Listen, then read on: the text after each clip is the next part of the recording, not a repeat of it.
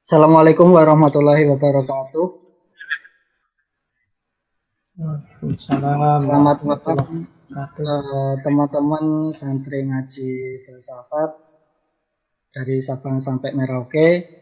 Semoga kita semuanya masih diberi kenikmatan, diberi kesehatan, dan juga diberi kemampuan untuk belajar hal-hal yang baru. Termasuk juga pada malam hari ini kita belajar bersama dengan beliau, Bapak Dr. Farudin Faiz, dalam rangka ngaji filsafat di Zoom Masjid Jenderal Sudirman. Gitu. Salawat dan salam senantiasa kita aturkan kepada junjungan kita Nabi Muhammad Sallallahu Alaihi Wasallam. Bikaulina Masali Wasallim Mubarak alaih. Teman-teman, sebelum ngaji filsafat pada malam hari ini dimulai, saya akan menyampaikan beberapa informasi.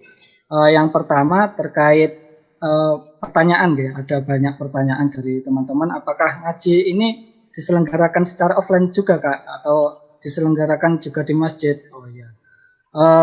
Kami dari Takmir Masjid Jenderal Sudirman selama terhitung sejak pandemi bulan Maret kemarin sampai hari ini ngaji di Masjid Jenderal Sudirman diselenggarakan secara online gitu nggih.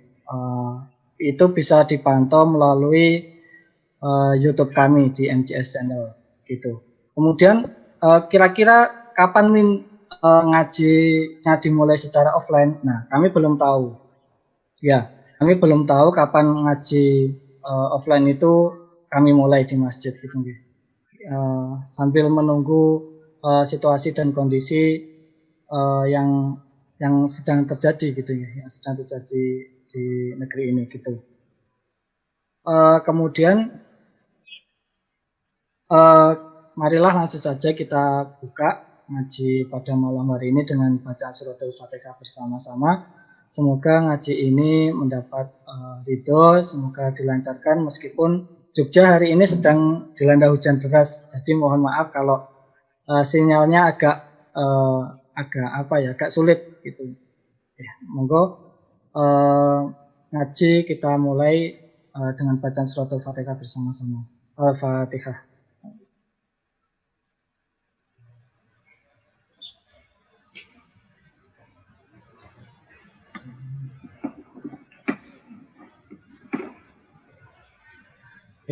Amin amin ya rabbal alamin.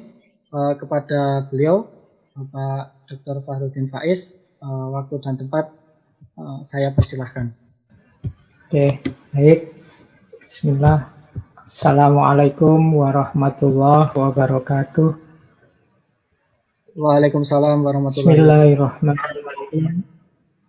Alhamdulillahirabbil alamin. Wa bihi nasta'inu ala umurid dunya waddin. Allahumma sholli wa sallim wa barik ala habibina wa syafi'ina Sayyidina wa maulana Muhammadin wa ala alihi wa ashabihi wa man tabi'ahum bi ihsanin ila yaumiddin. Amma ba'du. Bismillah walhamdulillah, teman-teman. Malam hari ini kita bisa melanjutkan istiqomah kita dalam ngaji filsafat. Malam hari ini situasinya mungkin agak berbeda. Malam hari ini kita laksanakan lewat Zoom. Jadi ya ada kelemahan, ada kelebihannya. Kalau kajian langsung dalam jaringan gini, mohon hatinya yang longgar. Karena biasanya kadang-kadang sinyal itu naik dan turun. Suara kadang muncul, kadang hilang. Oke, jadi tapi ya insya Allah dengan model semacam ini kita sebentar-sebentar bisa saling menengok wajah kita masing-masing. Semoga saudara-saudara, teman-teman yang mengikuti ngaji malam hari ini senantiasa dikaruniai kesehatan. Baik, sebagaimana yang sudah kita rancang tema kita malam hari ini adalah muhasabah. Memang sengaja saya ambil tema ini meskipun dulu mungkin kita pernah 1 bulan penuh mengkaji tema muhasabah ini dari beberapa tokoh sufi. Tapi malam hari ini mungkin momennya cocok, momennya sesuai, menjelang akhir tahun, kita angkat lagi tema muhasabah ini. Oke, bismillah. Ya meskipun forumnya forum Zoom yang kita bisa saling melihat wajah, saya tetap akan share screen. Mungkin dengan share screen ini wajah saya jadi kecil. Tapi harus begitu. Sering saya bilang fokus kita dalam ngaji itu tetap harus pada ilmunya. Jangan pada sayanya. Kejarlah selalu barokahnya ilmu. Kalau saya pastinya bisa salah, bisa keliru, bisa khilaf. Maka ayo fokus pada ilmunya, kita belajar bareng-bareng. Nanti kalau saya ada yang meleset, ndak pas, ndak cocok, monggo. Kalau ada yang mau mengingatkan, kelihatannya teman-teman MJS juga nanti menyediakan waktu serba sedikit kalau ada yang ingin menyampaikan sesuatu. Baik, bismillah. Saya mulai tema kita malam hari ini. Nanti seandainya di tengah jalan tiba-tiba suara atau sayanya hilang, mohon ditunggu sebentar, mungkin jaringannya baru trouble. Baik, saya share screen. Semoga share screen saya bisa ditangkap ya teman-teman. Seperti biasa, bismillah, kita mulai kajian kita malam hari ini. Temanya muhasabah atau introspeksi diri. Ini teman-teman mungkin sering juga menggunakan istilah-istilah yang senada. Kadang-kadang menggunakan istilah refleksi. Introspeksi ini juga sebenarnya sejenis refleksi. Hanya saja refleksi ke dalam. Refleksi itu berpikir mendalam tentang sesuatu. Hanya saja ketika refleksi itu tentang diri kita yang bagian dalam, itu namanya introspeksi. Nanti ada filosof yang pakai istilah retrospeksi. Kalau retrospeksi itu fokusnya ke masa lalu. Jadi berpikir tentang apa yang sudah terjadi kemarin. Yang sebelumnya itu namanya retrospeksi. Jadi kalau ke dalam namanya introspeksi tentang diri kita sendiri. Kalau tentang yang sudah terjadi namanya retrospeksi. Kadang-kadang juga pakai istilah kontemplasi. Kalau kontemplasi ini pemahamannya adalah berpikir mendalam dan utuh, luas, lengkap. Semua dimensinya dijelajahi. Ini biasanya orang menyebutnya kontemplasi. Baik, itu untuk istilah-istilah ya, biar kita kritis dalam menggunakannya. Kalau refleksi biasanya fokus pada satu objek. Kalau objek itu ke dalam namanya introspeksi. Baik, kita lanjutkan. Saya awali dari sebuah jargon yang populer sekali di dunia filsafat, yaitu know thyself atau gnosis auton. Itu tulisan Yunaninya seperti itu. Artinya, kenalilah dirimu. Teman-teman yang fokus ke Islamic Studies mesti ngerti man arofa nafsahu faqad arofa rabbahu.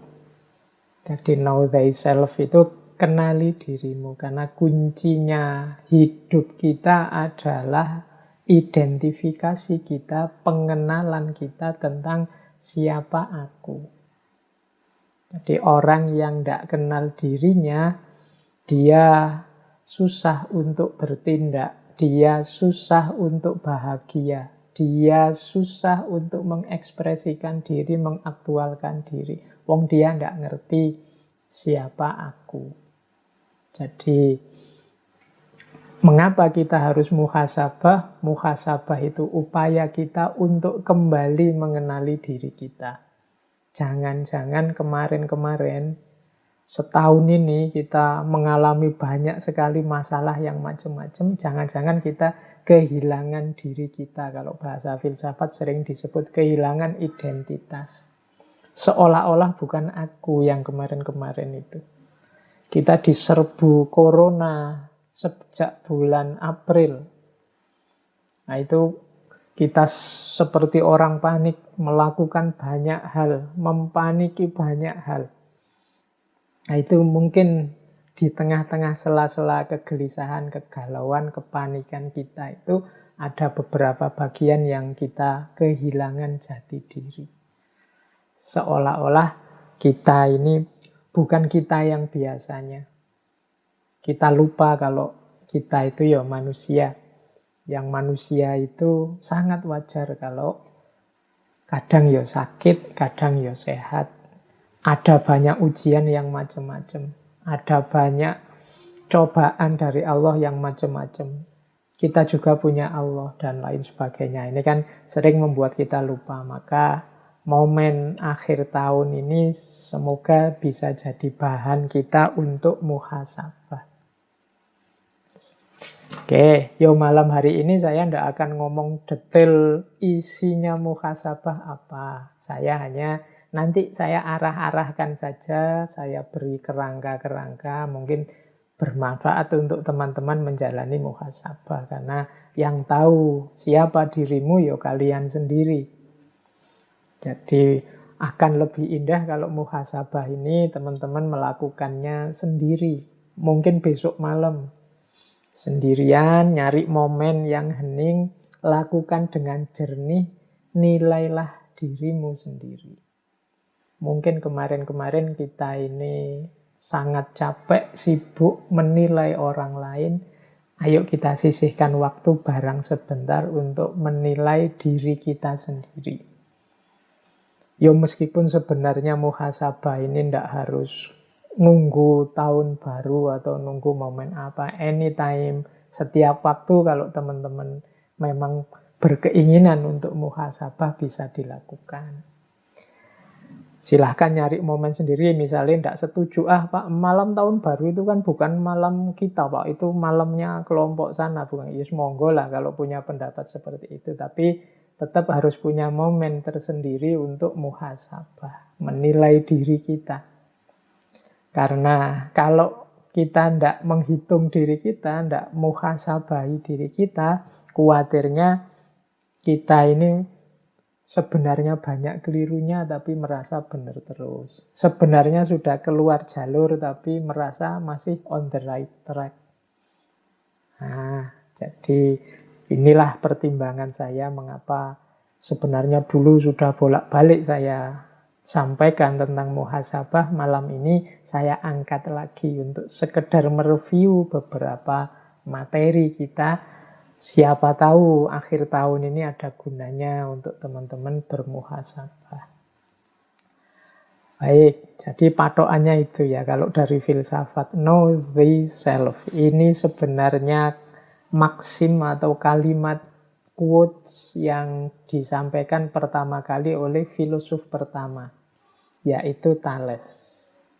Tapi kata-kata ini juga dipakai oleh Socrates. Kemudian dipakai juga oleh muridnya Plato. Pythagoras juga memakai ini. Heraklitus memakai ini. Ada lagi filosof yang saya ingat pakai kalimat ini, Solon. Solon ini tokoh yang menjadi founding father-nya demokrasi di Athena. Karena memang kalimat ini khas Yunani kuno. Baik, ini untuk memancing kita saja. Nah, kalau ini dulu saya sampaikan pada sesi muhasabah ketika kita membahas Imam Hasan Al-Basri. Jadi ini kalimat-kalimat dari Imam Hasan Al-Basri. Silahkan teman-teman nanti direview lagi. Dulu kita 1 bulan membahas tentang muhasabah. Jadi menurut Imam Hasan Al-Basri, seseorang tidak akan dapat predikat takwa sampai dia melakukan muhasabah kepada dirinya sendiri lebih ketat dibandingkan seorang teman yang bermuhasabah terhadap temannya. Jadi ini agak berat ini. Menurut Imam Hasan Al-Basri justru ini hubungannya dengan ketakwaan. Berarti di antara cirinya orang yang bertakwa adalah dia mampu dan mau melakukan muhasabah. Lebih ketat daripada ketika dia menilai temannya. Kita ini kan canggih kalau menilai teman. Kita ini luar biasa kalau mengomentari orang lain. Kalau tidak percaya, yo silahkan cek medsos-medsos kita itu. Itu kan perlombaan komentar, perlombaan menilai orang lain secara luar biasa. Padahal Imam Hasan Al-Basri dibalik oleh beliau, justru kalau kita lebih ketat memuhasabahi diri sendiri, menunjukkan derajat atau level ketakwaan kita. Ya meskipun kalau kita sedang menilai diri kita sendiri, tidak harus diposting di medsos. Atau kalau mau diposting di medsos, ya dibikin privat saja. Oke, nah yang kedua, ini saya untuk mengantarkan kita dulu, biar situasi batinnya nyambung dengan muhasabah. Seorang hamba akan berada dalam kebaikan selama dia mampu menasehati dirinya dan selalu menghisap dirinya. Kemudian yang ketiga, di antara tanda-tanda Allah berpaling dari seseorang ialah Allah menjadikan kesibukannya pada perkara-perkara yang tidak bermanfaat baginya. Ini untuk memageri muhasabah tadi ya, bahwa kita ini sering melakukan hal-hal yang tidak penting, hal-hal yang tidak urgent dalam kehidupan kita. Hati-hati, jangan-jangan itu isyarat bahwa Allah mulai menjauh dari kita, Allah mulai berpaling dari kita. Maka perlu kita sering muhasabah untuk ngitung-ngitung, yang saya lakukan ini manfaat apa enggak, penting apa enggak.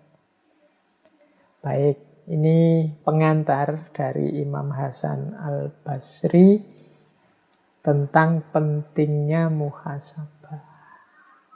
Semoga teman-teman masih ingat ketika dulu kita banyak membahas tentang para sufi, termasuk yang membahas muhasabah. Baik, nah kita awali sekarang muhasabah kita dengan menengok status jiwa kita. Ini kalau saya Inggriskan state of soul. Ini saya ngambil dari Imam Ghazali, saya mengambil dari Syekh Abdul Qadir Jailani, saya mengambil juga dari Imam Mawardi. Pernah juga menjelaskan level-levelnya jiwa. Nah, ayo kita lihat. Dari 4 level ini kita ada di mana? Jadi ada kondisi jiwa yang paling rendah, kondisi jiwa yang amarah. Kemudian lebih tinggi 1 level, kondisi jiwa yang lawamah. Kemudian nambah 1 level lagi, kondisi jiwa yang mulhamah. Dan puncaknya adalah kondisi jiwa yang mutmainnah. Sekarang kita tengok diri kita ini ada di level mana. Kalau kita ini masih senang melakukan hal-hal yang dilarang, dosa, maksiat, dan yang sejenisnya, dan merasa biasa saja, nyaman saja melakukan yang seperti itu, berarti kita ada di level jiwa yang amarah. Jadi wis dosa tapi seneng atau nyaman, salah tapi enjoy aja. Nah, ini amarah. Jadi ngerti sih kalau bohong itu dosa, ngerti sih kalau bikin hoax itu dosa, ngerti sih kalau membuat fitnah itu dosa, tapi nyaman saja, seneng saja Pak. Saya lihat orang gegeran rame.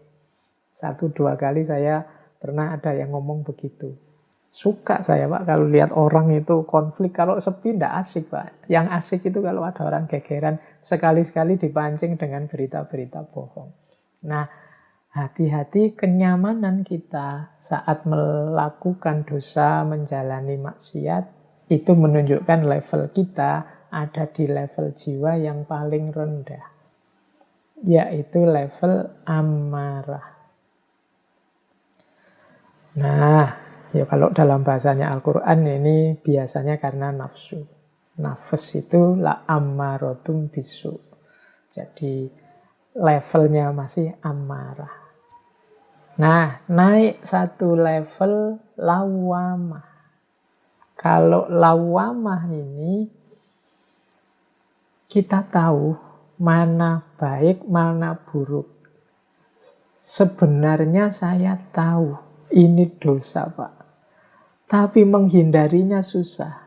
Dan setiap kali melakukan dosa saya kok ya menyesal, mengapa kok saya melakukan dosa.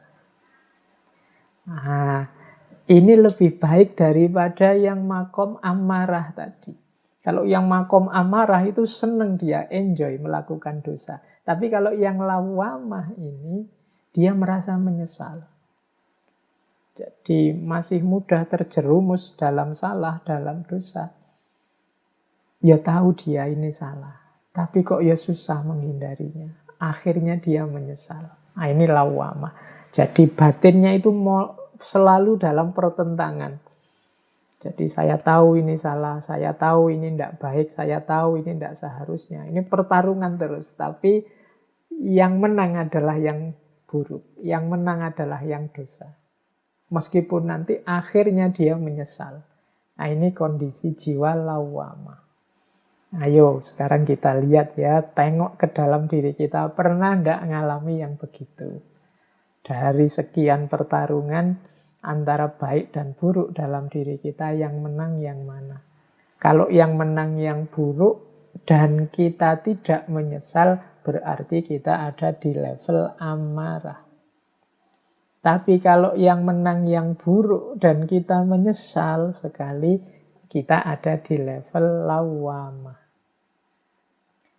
Naik satu level lagi ada mulhamah. Ini dari kata-kata ilham. Nah, ini sama dalam dirinya pertarungan antara yang baik dan yang buruk. Tapi dalam pertarungan ini yang baik menang. Jadi sukses. Meskipun kadang-kadang itu ada tambahannya. Kadang-kadang masih rindu kepada nikmatnya nafsu, nikmatnya dosa. Nah, jadi misalnya yang biasa minum terus tarung, wah alhamdulillah Pak saya sekarang tidak minum. Tapi yo membayangkan minum itu enak aja nih Pak. Itu mulhamah. Alhamdulillah Pak saya sekarang sudah tidak curang lagi. Saya jujur terus.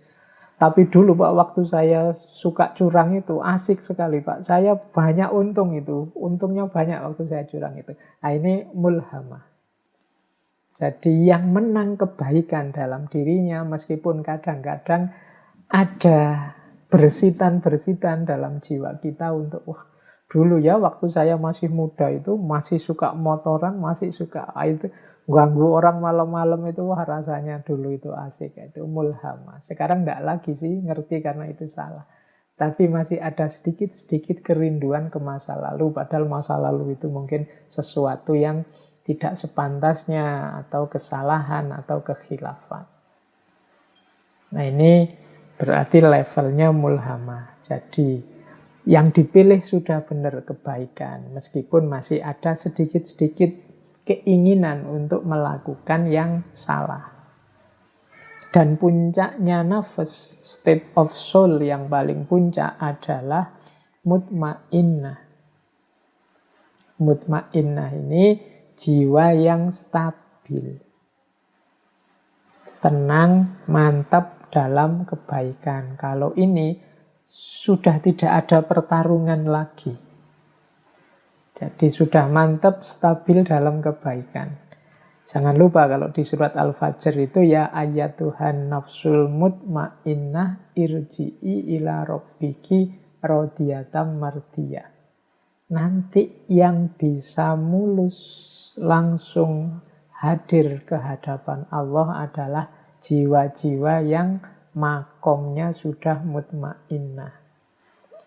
Berarti jiwa yang sudah stabil, tenang, mantap, nyaman dalam kebaikan. Ayo. Nah, ini bahan pertama untuk teman-teman besok mungkin mau muhasabah. Ayo dicek level jiwa kita ada di mana. Kita ini masih tergolong amarah, lawamah, mulhamah, atau mutmainnah. Jadi mari sibuk dengan diri kita dulu. Nggak usah pakai teori ini untuk nuding-nuding orang lain. Ayo dibereskan dulu diri kita. Nanti insya Allah kalau sudah mutmainnah, ada jalan untuk membantu orang lain menilai diri mereka. Tapi untuk tahap kita yang awal, ayo kita menilai diri kita sendiri. Kita ini ada di kondisi jiwa yang mana. Nah, saya lanjutkan ini bahan kedua untuk muhasabah kita. Jadi semoga kita tidak lupa hakikat kehadiran kita di muka bumi ini adalah lillahi wa ilaihi roji'un. Sesungguhnya kita ini dulu asalnya dari Allah, kehadiran kita diridhoi oleh Allah, tapi mengemban misi untuk kembali lagi kepada Allah. Nah, manusia dengan segala karakternya, apakah kelebihan maupun kekurangannya, itu membawa misi ilaihi roji'un. Maka semangat muhasabah adalah semangat menilai rute perjalanan kita. Apakah memang rute kita ini sudah lurus ilaihi roji'un? Ibaratnya GPS-nya ini sudah benar enggak, kita ini arahnya nanti akhirnya Allah. Atau jangan-jangan kita sudah melenceng jauh. Atau jangan-jangan kita selama ini mandek saja, enggak berkembang-berkembang. Nah, jadi bahan kedua untuk muhasabah, ayo dicek. Perjalanan kita ilaihi roji'un yang benar apa enggak. Semua yang kita lakukan, kalau ini ilaihi roji'un, berarti segala yang kita lakukan harusnya membuat kita lebih dekat kepada Allah. Kayak kalau teman-teman mau melakukan perjalanan, itu kan setiap waktu perjalanan bertambah, kita semakin dekat dengan tujuan. Kalau memang tujuan kita Allah, ilaihi roji'un, berarti apapun yang kita lakukan, baik dalam bentuk kata, perbuatan, pikiran, itu harusnya membuat kita lebih dekat dengan Allah. Berarti perjalanan kita sudah benar. Tapi kalau perjalanan yang kita lakukan malah menjauh dari Allah atau tidak tambah dekat dengan Allah, ya berarti kita salah jalan atau mandek. Nah, bekalnya apa ilaihi roji'un itu di catatan saya ada 4. Ya ini gambar peta lengkapnya ya manusia itu punya dua amanah. Yang pertama amanah kehambaan dan amanah kemanusiaan. Menjadi manusia yang baik dan menjadi hamba Tuhan yang baik. Itulah jalan ilaihi roji'un. Yang satu tidak boleh menafikan yang lain. Jadi yang satu dan yang lain saling mendukung. Jadi kehambaan dan kemanusiaan itu seperti dua sisi mata uang. Kalau kita jadi manusia yang baik, berarti sekaligus saat itu kita juga hamba yang baik. Dan wujud dari seorang hamba yang baik itu manusia yang baik. Jadi ini dua hal yang satu paket. Makanya kalau dalam Al-Quran, kalau teman-teman jeli, ayat-ayat ibadah itu selalu nyambung dengan kesalehan sosial, dengan efek kebaikan moral atau kebaikan akhlak kemanusiaan. Nah, silahkan nanti diteliti bagaimana puasa itu punya efek menahan diri, bagaimana sholat itu tanha anil fahsya wal mungkar, bagaimana zakat itu membersihkan harta dan lain sebagainya. Jadi kehambaan dan kemanusiaan itu satu paket lengkap yang disitulah kita rute yang harus kita tempuh menuju Allah. Bekalnya 4. Jadi yang pertama adalah pengetahuan, yang kedua kesadaran, yang ketiga kebaikan, dan yang keempat perbaikan.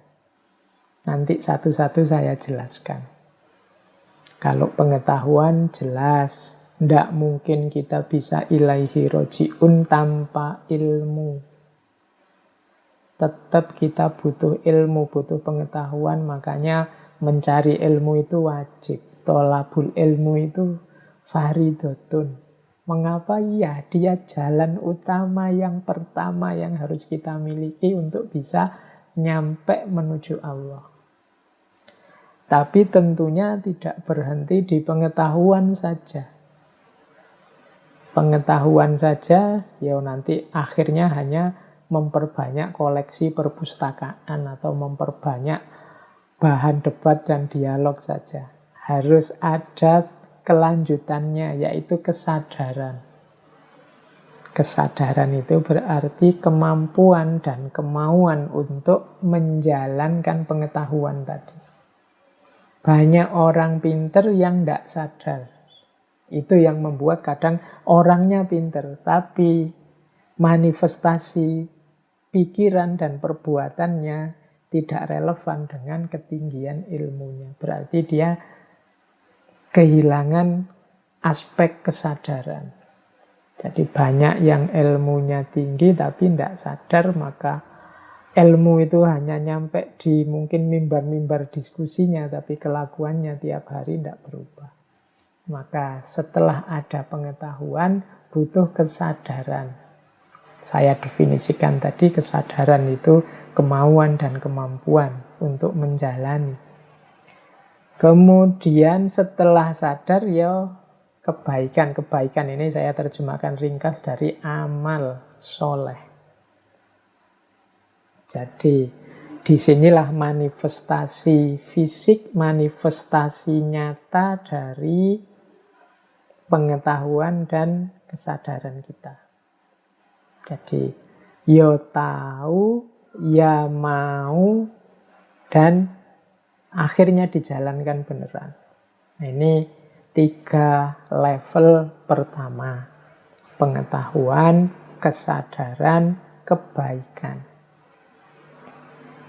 Nah, yang keempat, ini karena kita tahu bahwa hidup kita ini tidak sempurna, kita ini banyak kekurangan-kekurangan, kita ini banyak kelemahan-kelemahan, maka pengetahuan dan kebaikan yang kita jalani juga sifatnya selalu perlu diperbaiki. Jadi selalu perlu ditingkatkan lagi. Maka ada unsur yang keempat, yaitu perbaikan.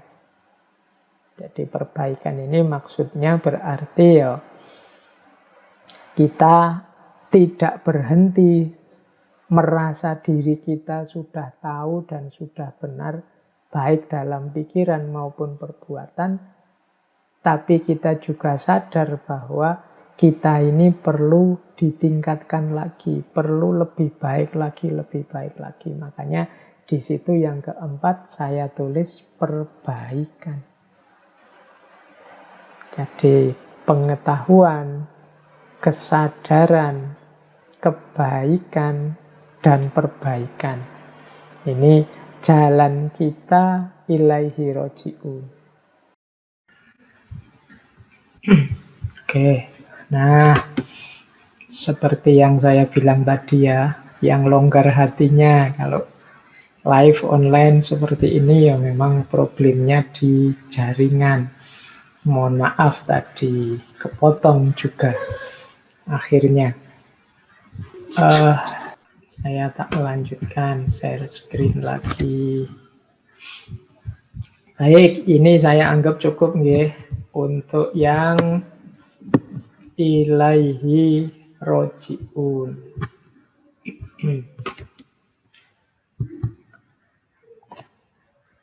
Baik, saya lanjutkan lagi. Ini yang pertama tentang pengetahuan. Saya tahu hari ini problem kita untuk pengetahuan bukan kita ini tidak tahu atau kurang pengetahuan. Tapi kita ini hari ini diserbu oleh gelombang pengetahuan yang tidak ada habis-habisnya. Tiap hari kita berhadapan dengan medsos, dengan laptop, dengan HP, bahkan forum-forum kajian semacam ini sepanjang pandemi ini saya kira sudah jumlahnya ribuan. Nah, gelombang pengetahuan yang luar biasa menyerbu kita. Maka menurut saya penting hari ini kita introspeksi dengan, ini saya bawa kategori-kategorinya Imam Ghazali dari Ihya. Jadi mari kita filter pengetahuan, mari kita filter wawasan keilmuan yang menghampiri kita. Imam Ghazali punya kategori ilmu itu ada kalanya mahmudah, ada kalanya madhmumah. Jadi pengetahuan atau ilmu itu punya kategori mahmudah, punya kategori madhmumah. Mahmudah itu berarti terpuji, madhmumah itu tercela.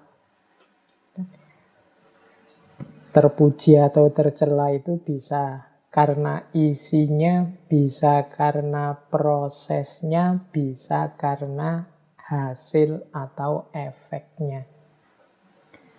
Jadi kalau Imam Ghazali menjelaskan yang isinya madhmumah itu jenis-jenis ilmu yang merusak. Imam Ghazali mencontohkan ilmu sejenis ilmu sihir, ilmu santet, dan yang seperti itu. Mungkin hari ini termasuk ilmu-ilmu yang mungkin untuk menipu orang, membuat hoax, membuat berita palsu, dan lain-lain itu perlu kita beri kategori ilmu yang madhmumah. Kita tidak perlu ngerti yang seperti itu. Kita kejar saja yang mahmudah. Ada juga sebenarnya ilmunya mahmudah, tapi proses kita mencari atau proses kita menyampaikannya tercela. Mungkin mencari ilmunya dengan cara kalau di kampus itu model plagiat, atau mencari ilmunya dengan cara beli buku bacaan misalnya. Nah, itu bahasa saya itu madhmumah dari sisi prosesnya. Hati-hati, nanti jangan sampai ilmunya tidak barokah dari situ. Atau dari sisi hasil atau efeknya. Hasil atau efeknya ini ya berarti manfaat dan mafsadatnya. Ilmunya benar, prosesnya benar, tapi ternyata kurang manfaat. Isinya malah merusak. Mungkin penggunaannya tidak tepat. Nah, di situ ada kategori-kategori. Ini saya bahasa Indonesiakan dari Ihya itu. Ada ilmu itu yang diyakini saja, ada yang harus dipahami, ada yang perlu dijalani, atau ilmu untuk dihindari. Yang harus kita jalani apa, yang harus kita hindari apa. Ini juga butuh pertimbangan-pertimbangan keilmuan. Ada juga kategori lain. Imam Ghazali menyebutnya fardu ain atau fardu kifayah. Itu bahasa saya keharusan dan keutamaan. Jadi misalnya ilmu tentang sholat itu kita harus tahu. Ilmu tentang puasa kita harus tahu. Kewajiban kita. Ilmu tentang makan kita harus tahu. Kalau tidak makan kan kita bisa mati, tentang kesehatan. Nah, ada juga yang keutamaan-keutamaan. Jadi, yang tidak harus semua orang tahu. Yang ahli biologi, ilmunya mendalam di biologi. Yang ahli fisika, mendalam di fisika. Itu penting semua, tapi keutamaan-keutamaan. Tidak wajib setiap orang ngerti. Ada juga yang bukan keharusan, bukan keutamaan, tapi kesia-siaan. Kesia-siaan itu kita capek-capek belajar, kita capek-capek mencari ilmu, hanya habis tenaga, habis waktu. Nah, itu kesia-siaan namanya. Tidak ada gunanya sama sekali, tidak ada manfaatnya. Capek-capek lihat debat, lihat diskusi, lihat TV, tapi kok hasilnya apa? Tidak tahu. Malah tambah sumpek, tambah rusak. Itu kesia-siaan. Jadi itu 3 kategori keilmuan versinya Imam Ghazali. Jadi ada yang fardu ain, ada fardu kifayah. Nah, yang terakhir kalau ini kita mesti ngerti ya, manfaat dan mafsadat. Ilmu itu membawa kebaikan ataukah membawa kerusakan. Ini juga bisa tergantung isinya, bisa tergantung prosesnya. Ada ilmunya baik, tapi digunakan untuk yang jelek-jelek, untuk yang merusak-merusak. Ada juga begitu. Oke, atau Pak ini ilmunya, isinya sebenarnya merusak kok Pak, saya hanya ingin tahu saja, tidak ada gunanya apa-apa. Jangan-jangan itu hanya buang waktu saja. Kalau memang begitu, jatuhnya nanti kesia-siaan. Nah, kita sendiri yang ngukur. Nah, muhasabah bidang pengetahuan ini, kita pertama-tama harus bertanya, apakah aku sudah punya ilmu tentang apa yang harusnya aku ketahui? Itu yang pertama. Setelah itu baru yang lain, yang keutamaan. Kemudian boleh ditanyakan wawasan-wawasan, upaya-upayaku menambah ilmu selama ini ada ndak sih yang jatuhnya kesia-siaan? Atau jangan-jangan hanya merusak pikiranku saja. Saya suka sih ikut di grup sana itu, tapi kok setiap saya baca isinya diskusi ndak karu-karuan, ngerusak pikiranku saja. Nah, itu kita juga harus waspada. Karena pengetahuan yang kita masukkan dalam diri kita, itulah nanti yang jadi patokan, yang jadi standar hidup kita nanti, wujudnya akan seperti apa. Jadi kuncinya ada di pengetahuan yang masuk. Maka jangan sampai yang masuk itu hal-hal yang mazmumah. Alhamdulillah kalau mahmudah. Kita juga harus ngerti mana yang diyakini, mana yang untuk dipahami, mana yang untuk dijalani, dan mana yang untuk dihindari. Yang dihindari pun kita harus tahu, karena jangan sampai harusnya kita hindari, tapi malah kita jalani. Harusnya kita jalani, kita hindari. Ada yang cukup diyakini, tapi ada yang perlu dipahami. Dipahami berarti difikirkan secara mendalam. Ada ilmu khususnya. Tapi ada juga bagian pengetahuan yang cukup diketahui saja. Nah, jadi ayo level muhasabah untuk pengetahuan, kita tengok isi pikiran kita selama ini. Kalau ada yang hanya sia-sia, tidak ada gunanya, apalagi yang mafsadat, atau ada yang mazmumah, mari secara sengaja kita sisihkan dari isi kepala kita. Atau kita menghindar dari situasi yang menyebabkan kita menyerap informasi yang mazmumah, atau pengetahuan yang mafsadat, atau aktivitas ilmu yang sia-sia. Hanya habis biaya, habis tenaga, habis kuota, tapi tidak ada manfaatnya. Jadi ini level muhasabah yang pertama. Tadi kan bekalnya menuju Allah itu yang pertama ilmu atau pengetahuan. Maka ayo kita muhasabai aspek pengetahuan kita sudah benar apa enggak. Kalau pengetahuannya sudah keliru, sudah mazmumah, apalagi mafsadat, kemungkinan nanti pengetahuan ini justru akan membawa kita semakin jauh dari Allah. Kita tidak jadi ilaihi roji'un. Ini yang pertama, step pertama, pengetahuan. Kita lanjutkan ke step kedua, kesadaran. Nah, kalau kesadaran ini hubungannya dengan kemauan kita untuk menjalani apa yang kita ambil dari pengetahuan. Nah, kesadaran itu saya bagi 3. Jadi kalau pengetahuan itu bahannya, kesadaran ini wadahnya. Ada isi, ada bentuk, ada manifestasi. Silahkan dilihat gambarnya itu. Jadi mari membangun kesadaran. Ayo kita tengok diri kita. Kesadaran kita itu isinya seperti apa, bentuknya apa, manifestasinya bagaimana. Kita bahas pertama ya, isi. Ini saya membedakan isinya kesadaran itu bisa 3. Yang pertama basyariyah, yang kedua insaniyah, yang ketiga ilahiyah. Kalau ada yang tanya, Pak, kadang-kadang kan ada Pak orang jahatnya luar biasa. Itu apa tidak masuk juga di situ kesadaran hayawaniyah misalnya, enggak.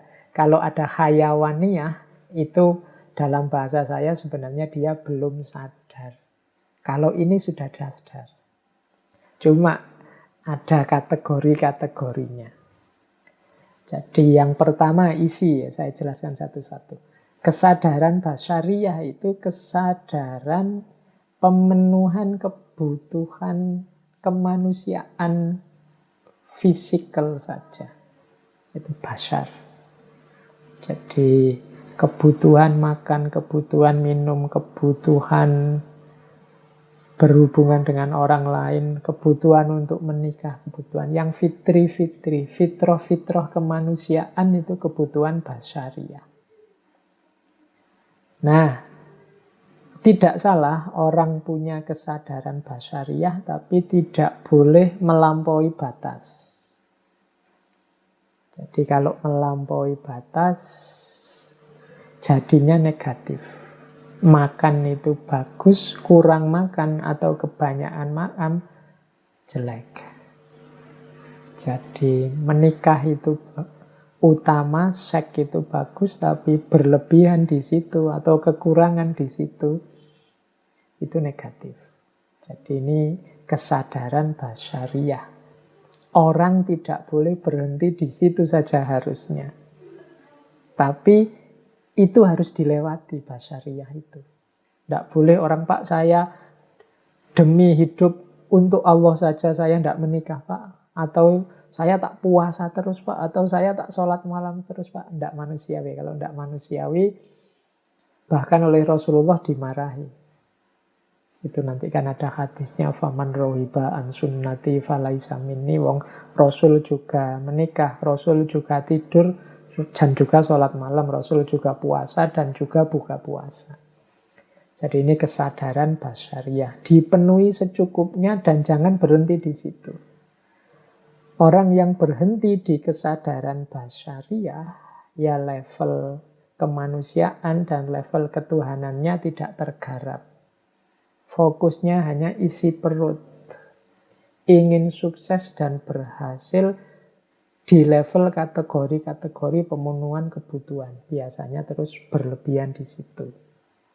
Itu level kesadaran basyariah. Kalau ada orang bilang begini misalnya, loh, saya mencari rezeki dengan segala cara, kadang-kadang bohong itu kan tidak masalah. Ini kan demi anak istri, demi memenuhi kebutuhan dasar dalam keluarga misalnya. Itu orang yang pikiran semacam ini, kesadarannya berarti levelnya masih basyariah. Jadi ya hanya di level materi saja, pemenuhan kebutuhan fisik saja. Tidak salah, tapi dia belum utama. Jadi itu ya, yo masih lebih bagus daripada orang yang kesadarannya kesadaran hayawannya. Yang kesadarannya, kalau bahasanya Al-Quran, bahkan asfala safilin, lebih rendah daripada binatang. Basyariah ini sudah kesadaran kemanusiaan, tapi fokusnya hanya pada aspek duniawiyahnya saja. Nah, naik satu level ada kesadaran insaniyah. Ini sudah masuk kesadaran kemanusiaan yang lebih tinggi. Sudah masuk dimensi ilmu, sudah masuk dimensi budaya, akal budi, peradaban. Disinilah manusia berperan sebagai khalifahnya dengan segala karakter-karakter yang baik. Ini kesadaran insaniyah. Jadi bagaimana manusia menggunakan akal budinya untuk mengelola kehidupan. Tidak sekedar memenuhi kebutuhannya. Nah ini kesadaran level 2. Disinilah manusia di level khalifah. Yang untuk ini Allah wa'allama adamal asma'a kullaha. Nah, yang ketiga isi kesadaran adalah kesadaran ilahiyah. Kesadaran ilahiyah itu fokusnya jiwa kita, orientasinya hanya Allah saja. Nah, ini kesadaran ilahiyah namanya. Oke, jadi ada basyariyah, insaniyah, ilahiyah. Ayo kita tengok dalam dirimu masing-masing, kesadaranmu isinya apa sekarang. Kalau yang kamu pikir hanya, Pak, kapan saya lulus, kemudian dapat ijazah, kemudian cari kerja, kemudian kawin, kemudian punya anak, membesarkan anak, itu saja yang ada di pikiranmu, ya berarti engkau ada di kesadaran basyariah. Tidak salah, cuma perlu kamu naikkan lagi levelnya biar tidak hanya itu. Karena kehadiranmu di muka bumi tidak hanya untuk cari uang kemudian membesarkan anak berketurunan, tapi ada misi yang lebih mulia. Atau kalau di pikiranmu, Pak, saya sekarang itu berpikir apa yang bisa saya sumbangkan, apa yang bisa saya berikan untuk masyarakat, bagaimana cara saya meningkatkan kualitas diri saya, bagaimana saya bisa memberikan yang terbaik untuk orang-orang sekeliling saya. Alhamdulillah kesadaranmu adalah kesadaran insaniyah. Atau yang ada di pikiranmu adalah, Pak, saya melakukan semua yang menurut saya benar, semua yang menurut saya baik, itu hanya demi Allah saja. Saya menghadirkan Allah dalam setiap langkah, setiap pikiran, setiap apapun yang saya lakukan. Itu berarti kesadaranmu adalah kesadaran ilahiyah. Jadi ada kesadaran basyariah, insaniyah, ilahiyah.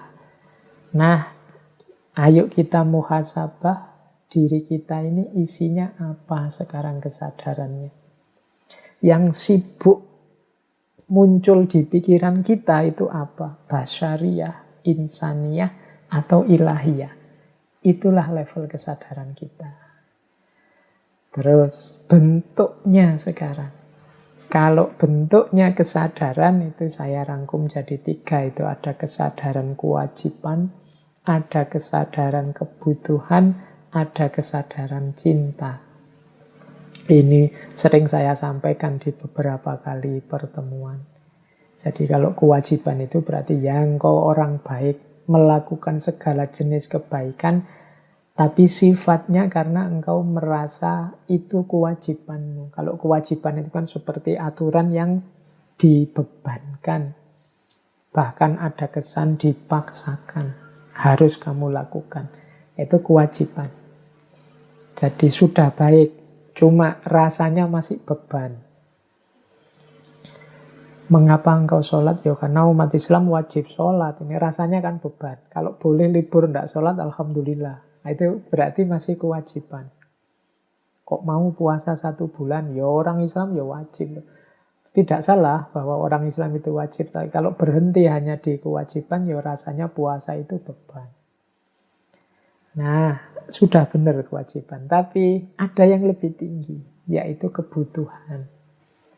Jadi kalau kewajiban itu kan seolah-olah yang butuh bukan saya. Saya sholat ini wajib. Kalau boleh saya tidak sholat. Karena tidak merasa butuh terhadap sholat. Maka ada yang lebih tinggi, yaitu kebutuhan. Saya sholat, Pak. Sebagai manusia saya butuh sholat. Pingin hati saya tenang. Saya butuh puasa untuk melatih menahan diri. Nah, ini level kebutuhan. Ada. Sudah lebih bagus daripada kewajiban meskipun ada pamrihnya. Pamrihnya apa? Kebutuhan. Ada yang kau inginkan. Nah, yang paling tinggi itu level cinta. Kalau level cinta ini sudah tidak memikirkan dirinya lagi. Orang mencintai itu kan tidak egois. Yang difikirkan adalah yang dicintai. Maka ini disebut level paling tinggi. Kadang orang menyebutnya ikhlas. Jadi, mengapa engkau sholat? Allah suka kalau saya sholat. Semuanya lillahi ta'ala, hanya untuk Allah saja. Nah, ini level ketiga.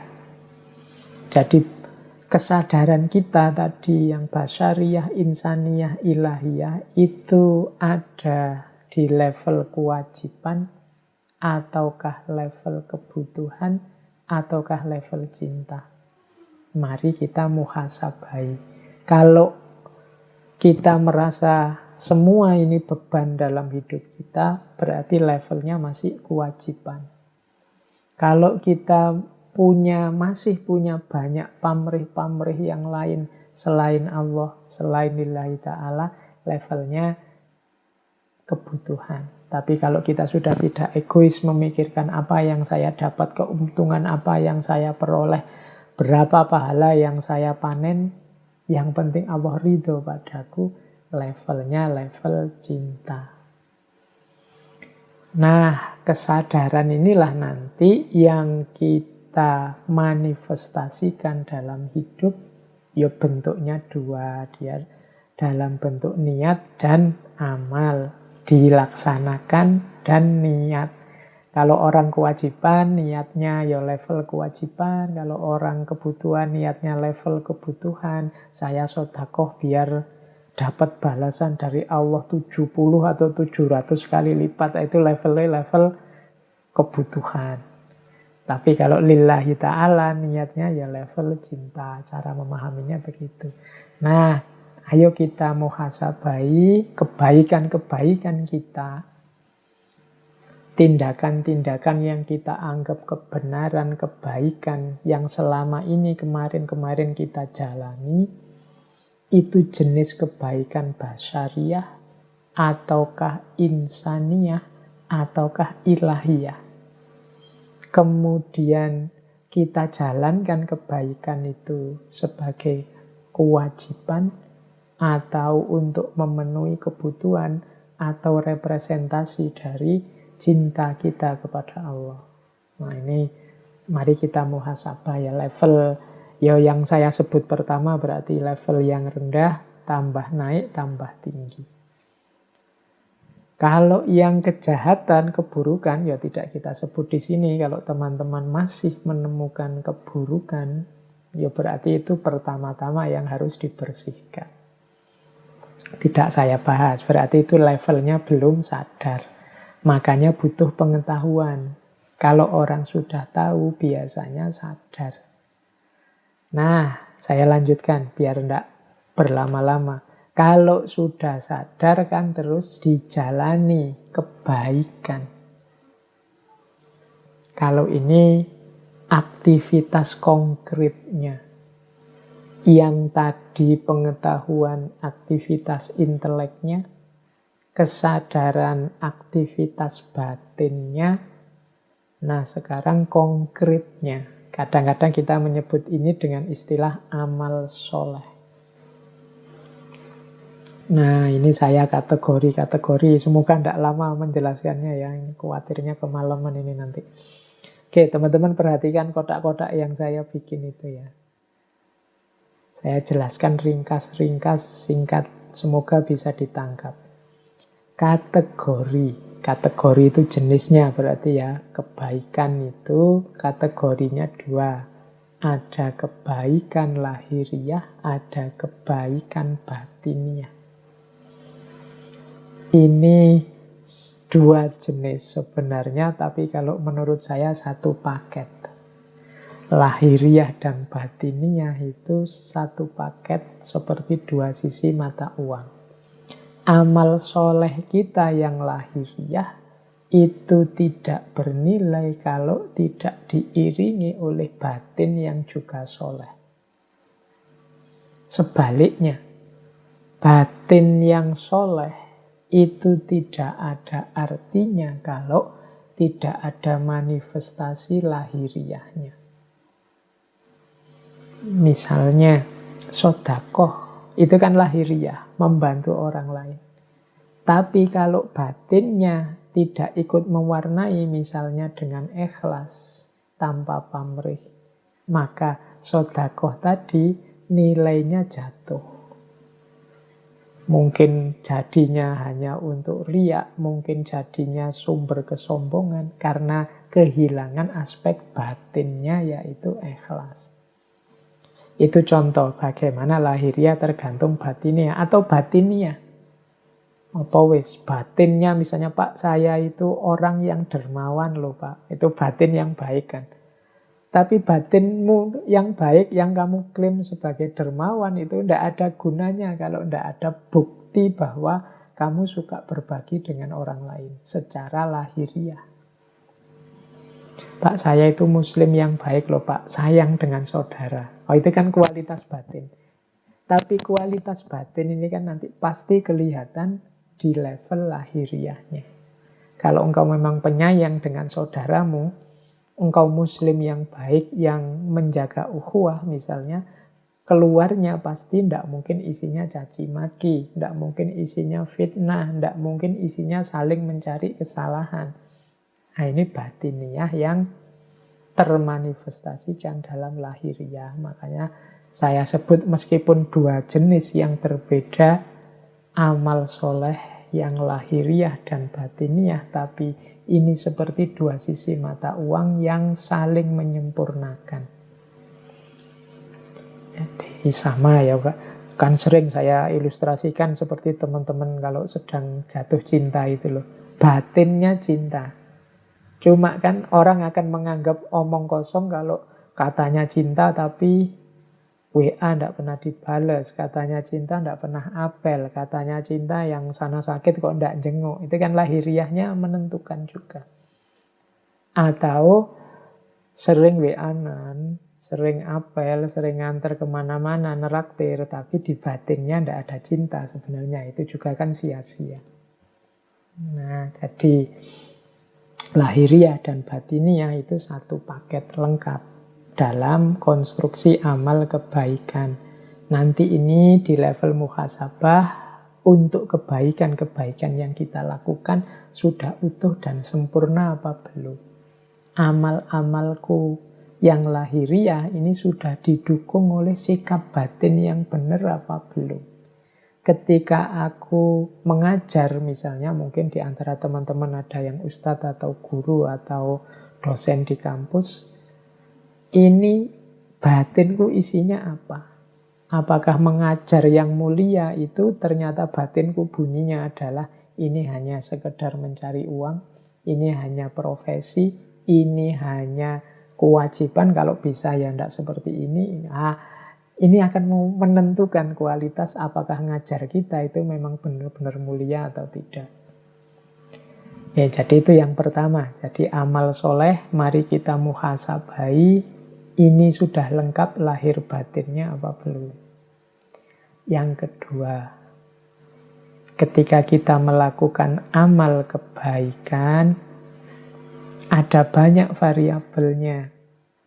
Salah satu variabel kurang, maka berkurang juga kesolehan atau kebaikannya. Di catatan saya ada 1, 2, 3, 4, 5, 6, 7 variabel. Semoga tidak ada yang komentar, wah berarti amal baik itu berat ya Pak. Enggak, ringan. Asal kita mau saja kita sudah bisa sebenarnya. Hanya saja kadang-kadang memang banyak blokernya, banyak yang menghalangi kita ke sana. Jadi yang pertama, amal baik itu ditentukan niatnya. Kemudian yang kedua, kalau niat ini jelas ya, saya tidak perlu menjelaskan. Niatnya jelek ya, akan merusak semua amal. Faman kana hijratuhu, kalau di hadis itu kan ila imro'atin yang kikuhab, untuk mungkin niatnya biar dapat pasangan perempuan, atau niatnya dunia yusibuha supaya dapat dunia, dapat banyak harta, atau dapat, dan bukan karena Allah, ya nanti hanya itu yang dia dapat. Jadi niat menentukan hasil. Tapi jangan berhenti di niat yang baik saja. Butuh selanjutnya kaifiyat.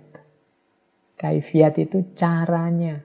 Tidak cukup niat baik, butuh juga cara yang baik.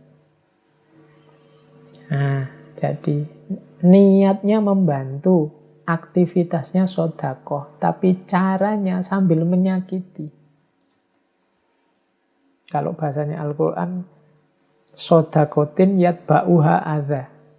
Sodakoh yang sambil menyakiti, mungkin sambil menyebut yang disodakoi dasar orang miskin. Kalau tidak karena saya dan seterusnya, itu kaifiyatnya salah, maka rusak kesolehan. Jadi niatnya harus baik, caranya harus baik. Membasmi kemaksiatan oke, menghalangi kemungkaran oke, tapi kaifiyatnya harus baik. Kalau tidak akan lahir amal soleh. Jadi yang kedua kaifiyat kunci. Yang ketiga dan keempat akhlak dan adab. Akhlak itu etika, adab itu etiket. Akhlak itu situasi batin yang bermoral, adab itu manifestasi sopan santun lahiriah. Ini juga jadi kunci. Akhlak dan adab. Jangan lupa juga doa. Doa masuk di situ dalam rangka apa? Amal baik itu sudah bagus. Tapi ketika kita merasa bahwa kuncinya adalah di kekuatan kita, kuncinya adalah keberhasilan amal itu karena kita pinter, kita mampu, kita bisa, maka amal baik akan jadi blunder yang justru menjatuhkan kita, menjauhkan kita dari Allah. Karena di situ muncul bibit kesombongan. Kesombongan itu bisa dieliminasi dengan doa. Dalam arti apa? Kita berdoa semoga Allah memberi daya untuk kita melakukan kebaikan. Semoga Allah membawa hasil yang semakin dekat dengannya, sesuai yang kita inginkan. Semoga Allah meridhoi. Nah, ini menunjukkan bahwa nanti kalau berhasil, Allah lah yang membuahkan keberhasilan itu, bukan karena saya. Maka amal harus selalu diiringi doa. Berdoa berarti sadar bahwa kita ini punya banyak kelemahan dan kekurangan.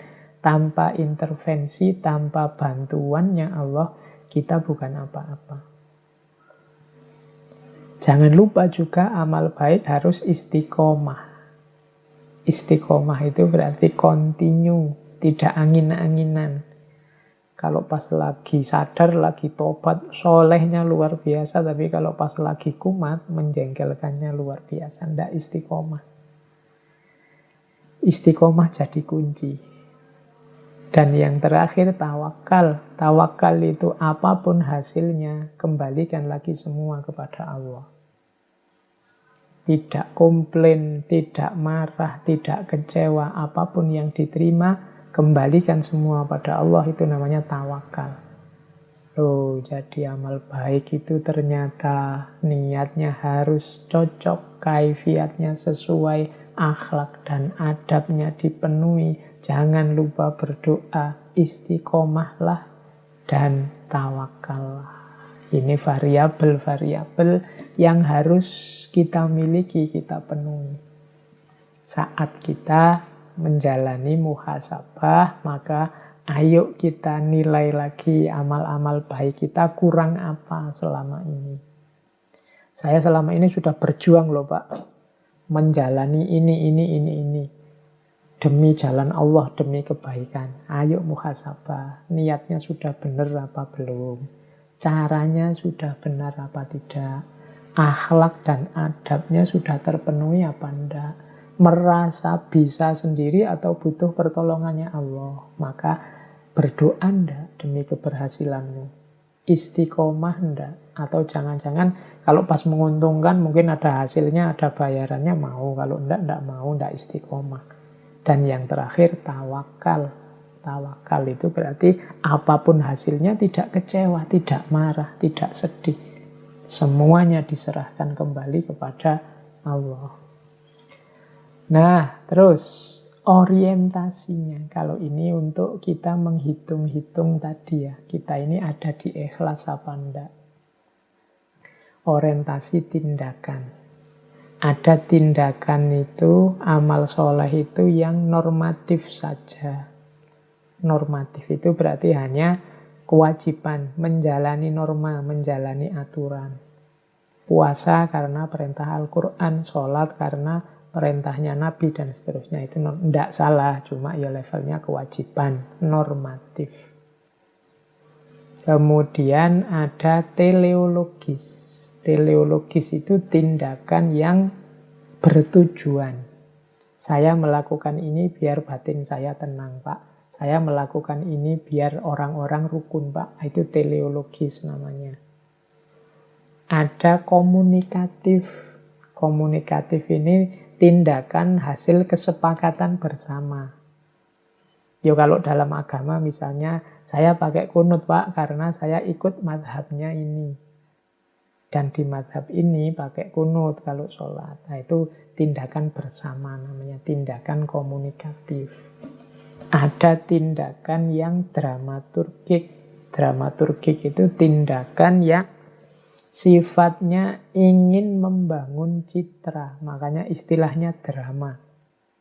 Pak, saya ingin jadi orang soleh, Pak. Maka membentuk diri biar kelihatan seperti orang soleh. Rajin ke masjid, kemudian kemana-mana pakai sarung, pakai kopiah, pakai sajadah, biar dianggap santri dan lain sebagainya. Itu dramaturgi. Tidak salah.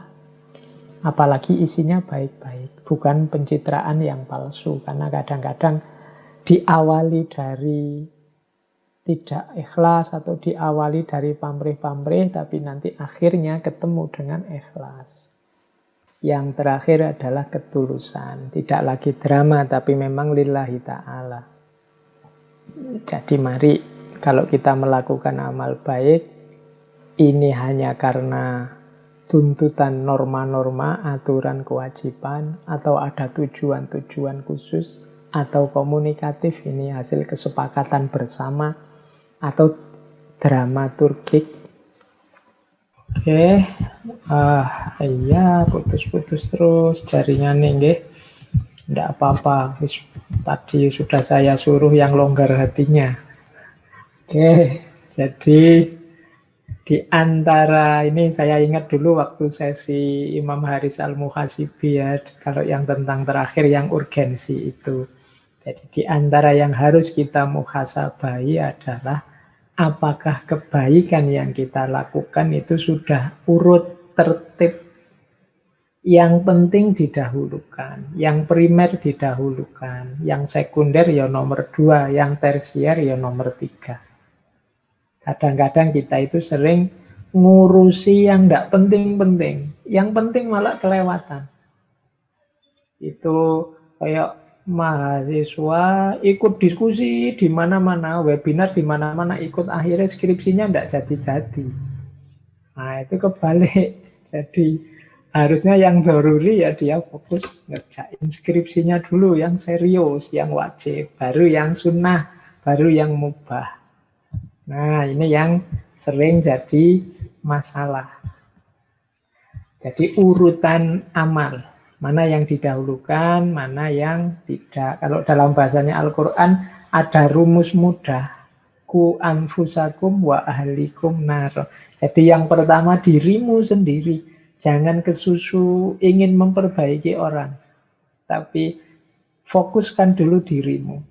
Kalau sudah berupaya untuk dirimu, boleh membantu orang lain. Itu yang saya sebut urgensi. Doruri itu yang paling darurat, yang wajib. Haji itu yang harus ada demi yang doruri terpenuhi. Tahsini itu yang sifatnya komplementer saja, pelengkap saja. Doruri itu menutup aurat, haji itu kainnya, tahsini itu bentuknya. Boleh sarung, boleh celana, itu kalau di usul fikih. Tapi kalau dalam amal perbuatan, ya mana yang harus kita dulukan. Oke, terus ini waktunya sudah mepet. Nah, sekarang kita masuk ke perbaikan. Kebaikan kita itu ada batasnya. Karena kita ini lemah, kekurangan, dan penuh keterbatasan. Orang yang tidak sadar perbaikan ini biasanya terus dia mandek di amal soleh tadi. Dia merasa sudah baik. Padahal ada kelanjutannya. Setelah kebaikan masih harus ada perbaikan. Mengapa kita harus perbaikan? Karena kita itu tidak mesti benar, tidak mesti baik. Orang sering lupa. Jadi yang paling akhir ini yang paling sering dilupakan, yaitu aspek perbaikan. Kenapa kita itu harus sadar kita itu lemah, kurang, terbatas. Bahkan yang kemarin kita anggap benar, bisa jadi besok atau lusa tidak relevan lagi sebagai kebenaran. Dulu sebelum corona, sebelum pandemi, itu silaturahmi itu utama. Tapi setelah pandemi ini ya jangan banyak silaturahmi, kita disuruh jaga jarak. Jadi, dulu itu kan keakraban, kedekatan. Kalau sholat di masjid, itu kan rapatkan barisan. Itu kebenaran zaman itu, sebelum pandemi. Imamnya sampai, ayo yang rapatkan barisan. Tapi begitu ada pandemi, kebenaran rapatkan barisan itu kan sudah tidak relevan. Situasinya tidak mendukung. Disinilah gunanya kita masuk ke level perbaikan ini, yang sifatnya terus-menerus.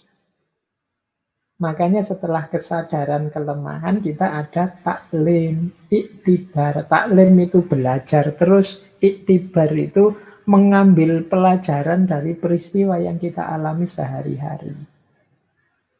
Setelah itu muhasabah, menghitung loh hasilnya taklim sama iktibar, itu nanti jadi bahan muhasabah. Nah, dari situ kita terus taubat, tazkiyatun nafas. Kita bersihkan yang keliru-keliru, kita singkirkan yang tidak cocok. Kalau sudah bersih, kita jalankan yang lebih baik. Itu yang saya sebut islah. Amal baik, orangnya disebut muslih, yang melakukan perbaikan. Jadi kita ini harus selalu jadi selain mukmin, kita juga harus muslih, orang yang melakukan kesolehan, melakukan islah. Nah, ini sebelum kita akhiri, saya tidak tahu, mungkin masih ada waktu serba sedikit nanti untuk sedikit tanya jawab. Jadi inilah teman-teman, ayo kita muhasabah diri ya. Ini level-level prosesnya untuk perbaikan. Jadi yang paling dasar tetap ya dosa. Masih banyak tidak dosa-dosa yang kita lakukan. Jadi level perbaikan yang ini adalah tentang dosa yang paling dasar. Kalau masih banyak dosa ya berarti kita masih harus sibuk membereskan tentang dosa ini.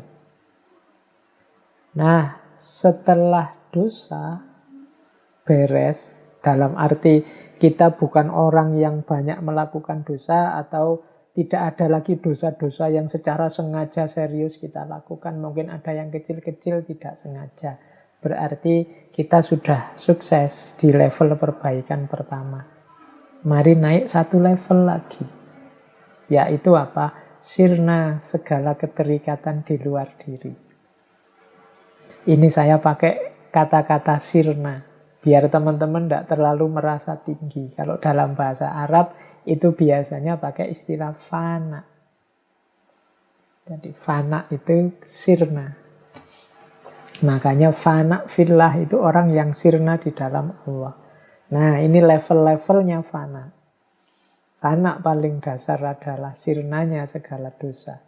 Setelah itu apa? Sirnanya segala keterikatan duniawi di luar diri.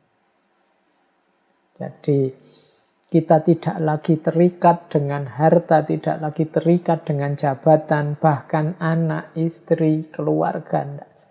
Tidak terikat itu maksudnya tidak segala-galanya demi harta, segala-galanya demi jabatan atau anak atau keluarga. Tidak. Jadi sudah bisa menomorsatukan Allah. Sudah tidak lagi terikat oleh hal-hal yang sifatnya duniawi. Ini level 2. Ada level ketiga, yaitu sirnanya kesombongan diri.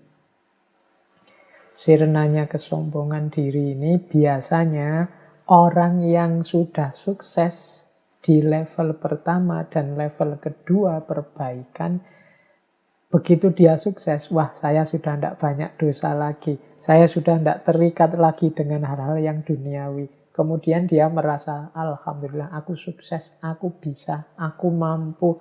Berarti aku ini hebat, berarti aku ini orang pilihan, berarti aku ini orang yang besar, berarti macam-macam. Itu biasanya tantangan selanjutnya adalah dirinya sendiri atau ego.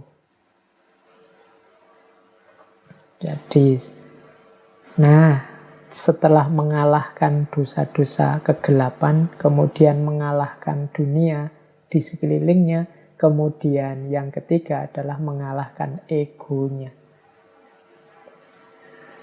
Baru kemudian puncaknya adalah semuanya sirna kecuali Allah saja.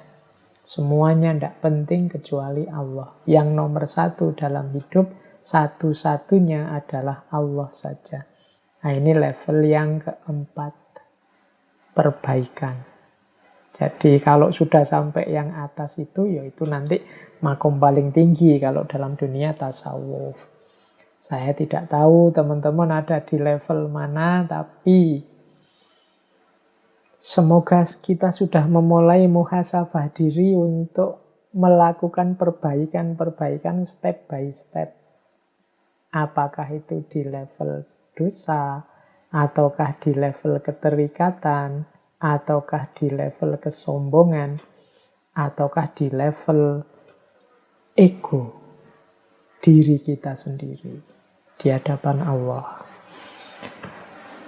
Baik, yang terakhir, ini yang paling akhir adalah, ini kalau bahasa saya spiritual blocker.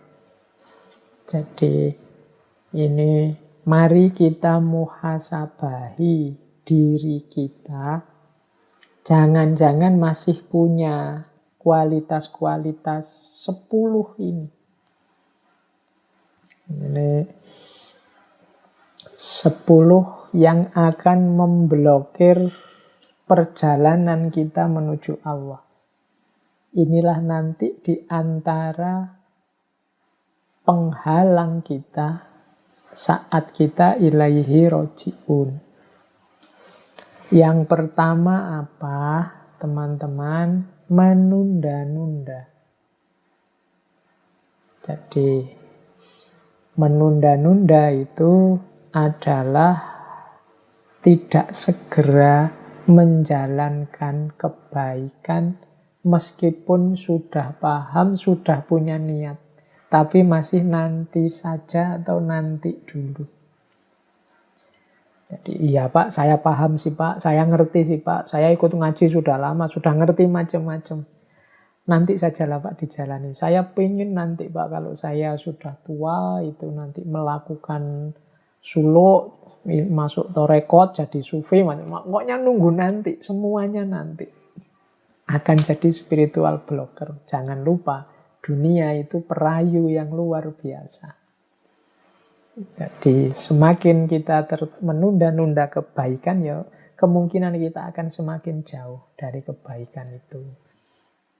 Maka teman-teman mohon lawanlah kalau ada dorongan dari dalam dirimu untuk menunda-nunda. Makanya kalau dalam filsafat akhlak itu ada tuntunan bahwa di antara sifat yang terpuji adalah syaja'ah. Syaja'ah itu berani. Berani itu maksudnya apa? Yo, ayo langsung jalan. Dengan pemberani, orang yang bisa mengeksekusi apa yang dia pahami, kebaikan yang dia mengerti langsung dijalankan, butuh para pemberani. Maka jangan ditunda-tunda. Kita tidak tahu usia kita sampai kapan. Apalagi ini era pandemi. Ayo segera dijalankan. Insya Allah kesempatan kita banyak kalau pandemi ini, kebaikan apa yang mau kita lakukan, terbuka lebar kesempatan. Yang kedua, overestimate. Overestimate itu terlalu pede. Terlalu banyak rojak, kurang khauf. Jadi merasa diri pinter, mampu, benar, sehingga sembrono, tidak hati-hati. Menyepelekan. Nah, ini overestimate. Kalau saya yang baca, kalau saya yang berdoa, mesti langsung diterima oleh Allah. Saya itu dekat kok, itu overestimate. Allah itu pasti mendengar ya kalau saya minta Allah. Itu overestimate. Ada nada kesombongan di situ, sekaligus kesembronoan. Tidak perlu terlalu dalam. Allah itu ngerti. Itu yang menyepelekan. Bahwa Allah itu maha pemaaf ya. Tapi kalau kita dalam bahasa Jawanya jarak.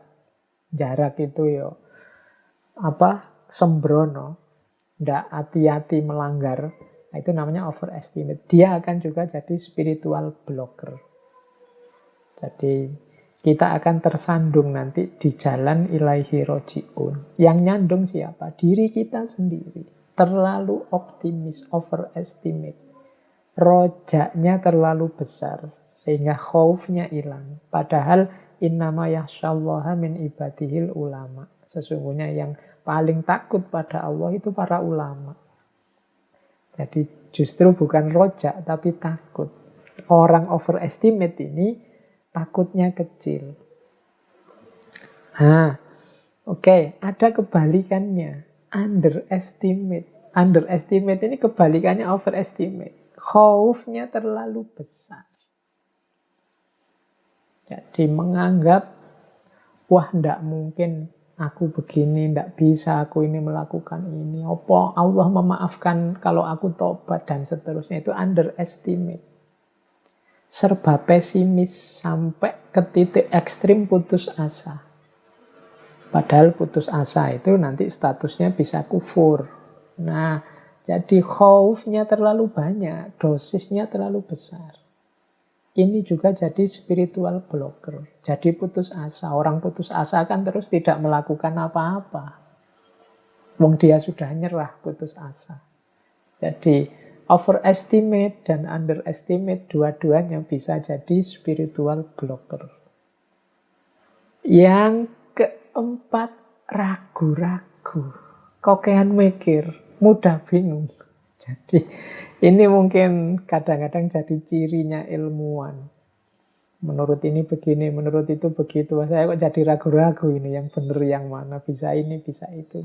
Terlalu banyak pertimbangan, akhirnya cuma bingung tolah-toleh, nggak ngapa-ngapain. Serba ragu-ragu. Jangan-jangan Ustadz ini bohong. Jangan-jangan yang itu juga khawatir dimanipulasi, khawatir kita. Sudah. Banyak ragu-ragu, akhirnya tidak jalan. Terlalu banyak pertimbangan. Jadi, kan keraguan itu kan membuat kita tidak bergerak. Hati-hati, ya, ragu-ragu ya. Misalnya yang mau nikah itu kan ragu-ragu ini. Dia bisa setia apa enggak? Dia nanti cocok sama aku apa enggak? Aku itu kayak gini, kira-kira banyak pertimbangan, ragu-ragu biasanya terus enggak jadi nikah. Bingung. Jadi keraguan yang berlebihan juga menjadi spiritual blocker. Seandainya jalan, biasanya orang ragu-ragu itu tidak mantep. Kalau dalam teorinya tasawuf tertentu, itu kemantapan hati, itu disitulah sumbernya keampuhan.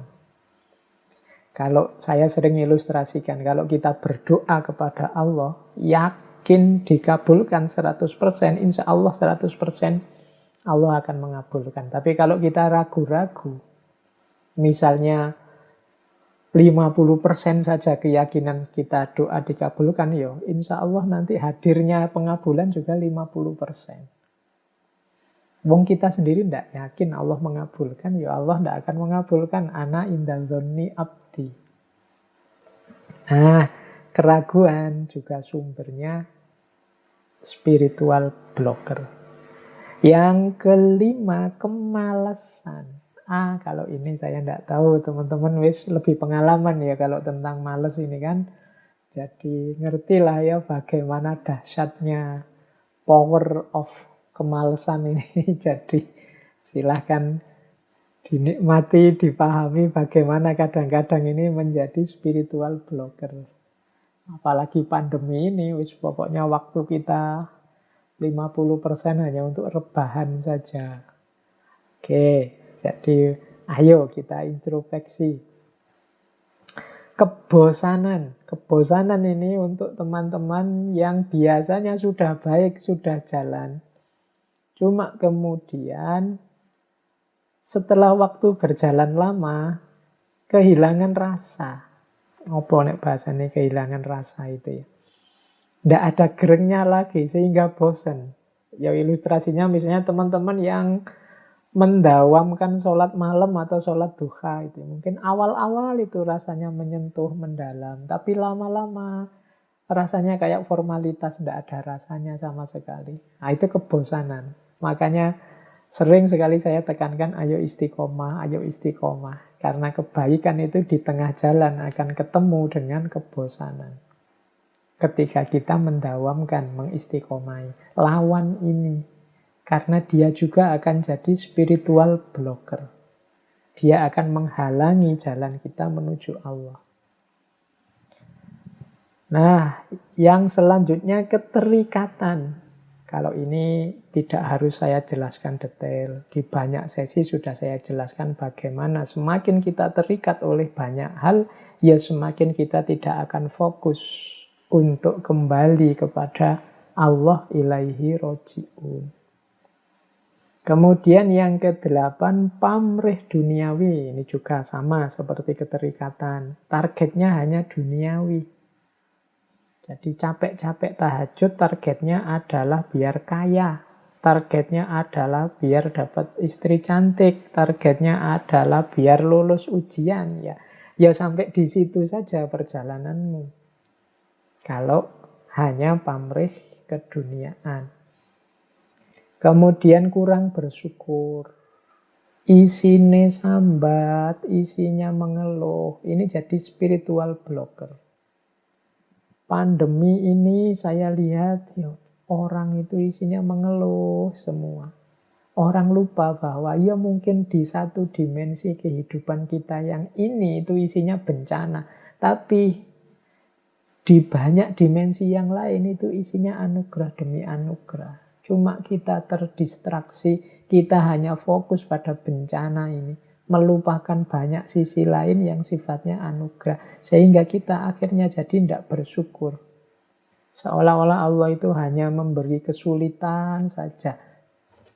Oke ya, jadi kurang bersyukur juga jadi spiritual blocker.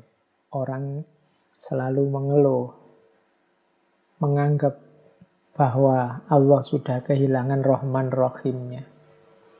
Padahal dalam Al-Quran kan jelas, la in syakartum la azidannakum wa la in kafartum inna adzabi lasyadid. Orang yang kurang bersyukur, orang yang tidak bersyukur, itu bahkan oleh Allah akan diazab. Inna adzabi lasyadid. Tidak hanya dianggap salah atau dihentikan nikmatnya, tapi oleh Allah akan diazab. Maka jadilah hamba yang bersyukur. Apapun keputusan yang terjadi, berarti itu keputusannya Allah dan kita ridhoi. Dan yang terakhir, su'udzon. Su'udzon itu prasangka buruk. Pada apapun, pada siapapun, termasuk pada Allah. Ini juga spiritual blocker. Jadi menganggap, wah ini Allah ini mesti sedang marah sama kita, murka sama kita. Wah, Allah sedang tersinggung ini Allah. Nah, ini su'udzon. Kita ini dibenci mesti oleh Allah. Ini su'udzon. Pada Allah, pada manusia juga begitu. Menganggap orang jahat, menganggap orang ini rusak, menganggap orang ini menginginkan keburukanku, dan lain sebagainya. Ini su'udzon. Ini juga spiritual blocker. Jadi teman-teman, di antara bahan muhasabah untuk besok malam, itu menurut saya antara lain, ayo sifat-sifat yang menunda atau menghalangi perjalanan kita menuju Allah, yang seperti saya sebut 10 ini, kira-kira hidup tidak dalam diri kita. Kalau ada, ayo berjuang untuk membersihkannya. Karena ini nanti tidak hanya untuk urusan agama yang ilaihi roji'un, urusan apapun, termasuk hal-hal duniawi yang menjadi tanggung jawab kita, silahkan direnungi bahwa 10 hal itu juga akan menjadi penghalang. Studimu misalnya, bagi yang masih mahasiswa, kalau kalian masih punya sifat menunda-nunda, terlalu pede atau pesimis, atau ragu-ragu, atau males, atau bosenan, atau kamu sibuk dengan yang lain, terikat dengan yang lain, atau kamu punya pamrih-pamrih target-target yang di luar studimu, atau kamu komplain terus, kurang bersyukur, apalagi suudzon, ya studimu akan susah selesai.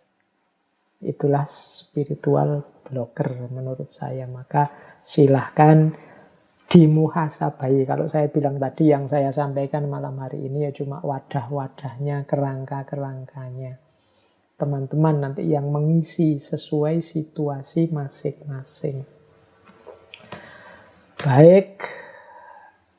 Ya, kalau ini rangkuman dari semuanya tadi, untuk inna lillahi wa inna ilaihi roji'un adalah aspek pertama, rodiyah. Rodiyah itu kita ridhoi apapun keputusan Allah.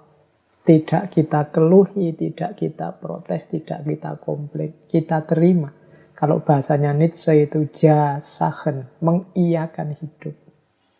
Setelah itu kita pelajari, kita cari ilmunya, kita cari hikmahnya. Setelah itu kita respon dengan amal-amal, dengan ikhtiar kebaikan. Dan kemudian hasilnya kita tawakali. Ini bahasa saya rodiyah level 2. Tadi tawakal. Ya saya beri contoh ya. Rodiyah pandemi misalnya. Kita ridho dengan keputusan Allah menakdir pandemi pada kita.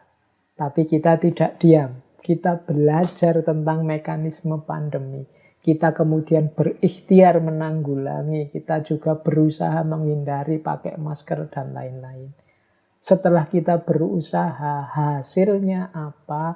Ya kita tawakal. Kita ridhoi lagi keputusan Allah atas segala ikhtiar kita. Kalau kita sudah nyampe di tawakal, insya Allah akan lahir jiwa yang mutmainnah. Kalau jiwa kita sudah mutmainnah, akan hadir yang kita impi-impikan, yaitu jiwa yang mardiyah, yang diridhoi. Makanya, ya ayyatuhan nafsul mutmainnah irji'i ila rabbiki radiyatan mardiyah. Kita ridho terhadap keputusannya Allah, dan Allah pun ridho pada kita. Baik, saya kira itu teman-teman sesi malam hari ini. Mohon maaf banyak terpotong-potong oleh sinyal. Jadi inilah kelebihan sekaligus kekurangannya sesi model live semacam ini. Semoga semuanya bisa memaklumi. Oke, kurang lebihnya mohon maaf. Saya kembalikan lagi ke Mas orang dalam. Monggo. Terima kasih kepada Pak Faiz. Ini setelah saya buka ini sesi pertanyaan, ternyata terlalu banyak Pak yang bertanya. Tapi begini, ada satu pertanyaan yang mayoritas ditanyakan oleh teman-teman. Kira-kira bagaimana sih Pak cara step untuk terus istiqomah dalam kebaikan? Itu Pak pertanyaannya. Tak jawab yang istiqomah tadi ya. Bagaimana caranya untuk istiqomah dalam kebaikan? Ya, karena memang saya bilang tadi, antara tantangannya kebaikan itu adalah istiqomah. Kebaikan itu tantangan tadi, menunda-nunda. Lawannya adalah keberanian. Keberanian untuk mendorong diri. Itu ada flat, rasa datar, rasa formalitas. Itu kebosanan. Lawannya adalah istiqomah. Jadi istiqomah itu justru obatnya. Jadi istiqomah itu membiasakan diri untuk melanjutkan amal kebaikan. Jadi tanpa bosan, tanpa jemu, meskipun rasanya hambar, meskipun rasanya kok ya bosan, tetap dijalankan. Ini namanya istiqomah. Ada kesan memaksakan diri sedikit iya. Tapi memaksakan diri di sini dalam rangka mendidik diri. Karena jiwa manusia itu butuh dibiasakan. Jadi kalau semakin kita biasakan, maka dia akan jadi karakter. Kalau sudah jadi karakter, maka nanti pada akhirnya yang terjadi kebalikannya.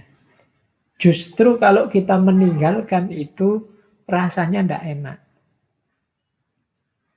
Orang yang biasanya sholat malam, kemudian tidak sholat malam, itu kan rasanya tidak enak. Ini berarti sholat malamnya sudah jadi karakter.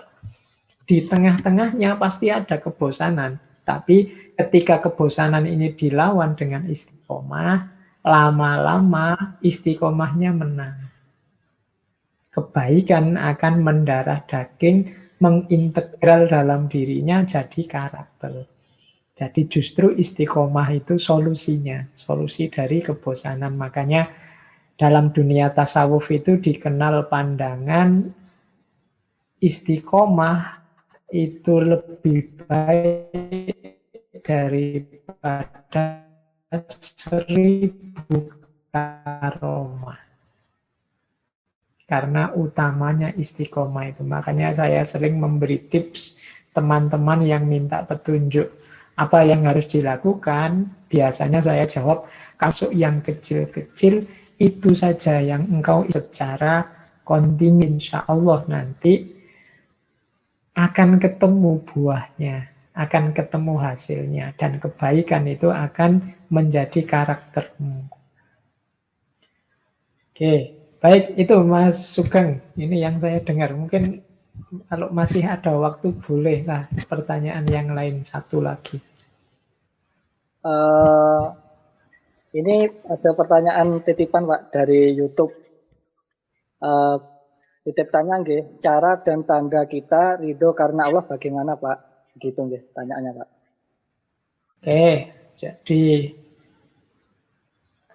keridhoannya Allah hadir diawali dari keridhoan kita. Jadi teorinya jadi satu. Makanya kalau dalam Al-Quran itu istilahnya rodiyata mardiyah. Jadi rodiyahnya dulu baru mardiyah. Jadi berarti apa? Bagaimana kita tahu Allah ridho pada kita? Awalnya adalah kita ridho atau tidak terhadap keputusannya Allah. Tadi yang saya bikin skema tadi, kita meridhoi keputusan Allah, kemudian kita menjalankan ketetapan Allah itu sesuai jalur yang diinginkan oleh Allah, pada akhirnya hasilnya adalah mardiyah. Allah akan ridho pada kita. Jadi keridhaan Allah pasti hadir dengan diawali keridhaan kita pada ketetapannya Allah, termasuk keridhaan Allah. Jadi rumusnya itu kita ridho dengan rumus jalan aturan yang diberikan oleh Allah, insya Allah Allah juga ridho pada kita. Jadi rumus ringkasnya begitu. Oke, baik. Saya kira cukup ya, Mas Sugeng sudah jam 10. Jadi mohon maaf teman-teman kalau malam hari ini mungkin karena masih pertama, jadi masih urusan sinyal itu kan mensiasatinya susah. Nek putus ya putus saja, bolak-baliknya agak rumit. Jadi kita terputus-putus tadi. Semoga untuk selanjutnya bisa lebih baik. Nanti kita cari lagi format yang lebih enak biar kita lebih nyaman melakukan kajian. Untuk malam hari ini, mohon maaf juga ini pertanyaannya banyak. Silahkan nanti mungkin teman-teman takmir bisa menginventarisir kalau ada waktu. Mungkin bisa sedikit-sedikit saya membantu untuk menjawab. Tapi saya tidak nyamin bisa menjawab. Saya itu juga tidak tahu segalanya. Jadi kadang-kadang juga banyak hal saya tidak tahu juga. Jadi ya sedikit-sedikit mungkin bisa ikut membantu. Semoga teman-teman takmir nanti juga bisa menginventarisir pertanyaan-pertanyaan yang ada. Siapa tahu nanti ada media untuk menyampaikan jawabannya. Saya kira itu teman-teman untuk malam hari ini. Kurang lebihnya saya mohon maaf. Semoga pertemuan kita malam hari ini mendapat ridho dan barokahnya. Saya akhiri sekian. Wallahul muwafiq. Wallahu a'lam bishawab. Wassalamualaikum warahmatullahi wabarakatuh. Waalaikumsalam warahmatullahi wabarakatuh. Terima kasih kepada Bapak Fahrudin Faiz untuk waktu dan penyampaian materinya. Semoga yang apa beliau sampaikan bisa menyerap, bisa kita terapkan di kehidupan sehari-hari begitu. Kemudian untuk pertanyaan-pertanyaan yang cukup banyak ini sudah kami catat, ya. Nanti bisa kami kirimkan ke beliau Pak Faiz. Mungkin nanti jawabannya bisa melalui tulisan atau apa gitu, ya. Terima kasih untuk acara malam hari ini. Kami mohon maaf karena ada terpotong-potong itu. Dari kami kurang lebihnya mohon maaf. Ihdinas siratal mustaqim. Wassalamualaikum warahmatullahi wabarakatuh.